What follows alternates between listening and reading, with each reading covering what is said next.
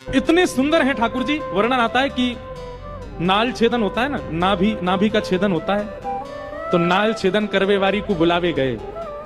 बोले भैया नंद जी के लाला भयो है, नाल छेदन करनो है। तो नाल छेदन करवे वारी बोली ऐसे ना जाऊंगी, मैं मोटी दक्षिणा लूंगी। नंद बाबा बोले कहा चाहिए तो बता दे। खूब सारी सामग्री बता दी, माने इतनी गैया चाहिए, इतने रत्न चाहिए, इतने आभूषण चाहिए, नव लखा के इतने हार चाहिए। वो वाहुए लगी कि भैया इतने दिनों बाद मांगवे को मिलो, पीछे मत हटो। नंद बाबा बोले तू जो कहेगी सब देंगे, तू चल एक बार वह बालक को नाल छेदन कर दे। महाराज इतनी अदा में अदब में पालकी मंगवाई, पालकी में बैठ करके जय घोष कराती, भाई कीर्तन मंडली आगे पीछे चलवाती, भाई जा रही है नाल छेदन करवे, क्योंकि वह पता चल गई है कि जरूरत है और ये कोई सामान्य नहीं है, ब्रज के राजा हैं, इनसे तो जितना हो सके मांग लो। जैसे ही उतरी पालकी में थे, नंद बाबा तो कह रही है, जैसे आजकल लोग कहते थे ना 50% पहले दे दो, नंद बाबा तो कह रही है पहले मैंने जितना बताया हो वो आधो पहले दो तब भीतर जाऊंगी। नंद बाबा बोले अरे मैया तू चल तो सही, सब देंगे तो को। इतनी उमड़ घुमड़ के, इतनी अदा में, इतने अभिमान में चल करके आ रही है।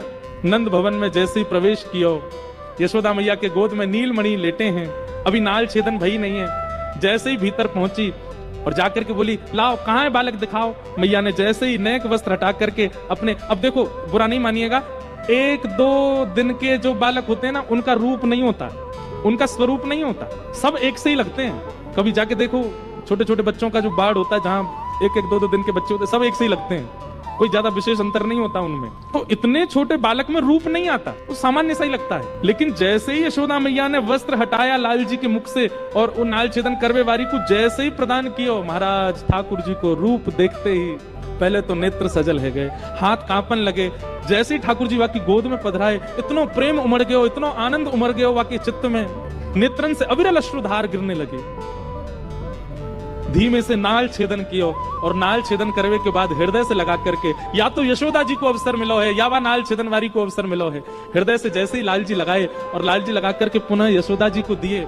इतने में नंद बाबा आए, जितनी सामग्री मैंने बताई सब लेके संदूकन में बढ़िया हीरे जवाहरात रत्न लेकर के आए, आकर के सन्मुख रख दिए, ले जाओ आपने जो दक्षिणा बताई सब व्यवस्थित है। चरणन में गिर गई नंद बाबा के, बोले कछु ना चाहिए, बस एक दक्षिणा दे दो। बोले कहा जब तक आपको लाला या ब्रज में निवास करे और जब तक मेरे प्राण हैं तब तक नित्य सवेरे अपने लाला के दर्शन को अवसर मुझको दे दो, बस यही दक्षिणा चाहिए और कुछ नहीं चाहिए। रोज आऊंगी और रोज आकर के आपके लाला को देखूंगी, बस यही एक मुझको दक्षिणा दे दो और कुछ नहीं चाहिए। मतलब विषय का चिंतन करके आई थी, पर ठाकुर जी के संपर्क में आते ही विषय छूट गया, दर्शन प्रारंभ हो गया।